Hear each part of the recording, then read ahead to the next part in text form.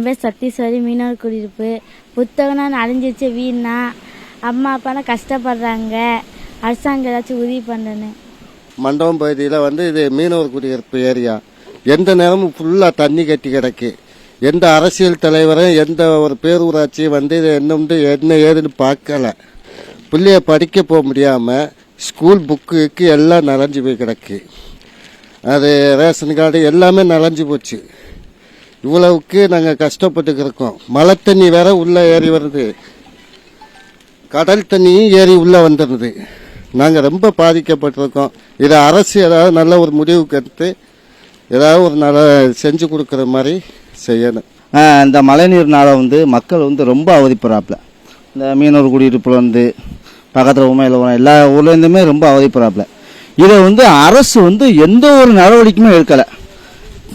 எந்த ஒரு நடவடிக்கையுமே இல்லாமல் அரசு சும்மாவே இருக்குது. எல்லா பேருமே மழை வந்தால் அவதிப்படுறாப்புல. இந்த வீட்டுக்குள்ள தண்ணி வந்துருச்சு. படிக்கிற பிள்ளைகளுக்கு ரொம்ப சிரமப்படுது. இருக்கக்கூட இடம் இல்லை இந்த ஏரியா. அப்படிலாம் அதனால அரசு தக்க நடவடிக்கை எடுக்குமாறு கேட்டுக்கொள்கிறேன். செய்திகளை உடனுக்குடனும் துல்லியமாகவும் தெரிந்து கொள்ள சப்ஸ்கிரைப் பண்ணுங்க.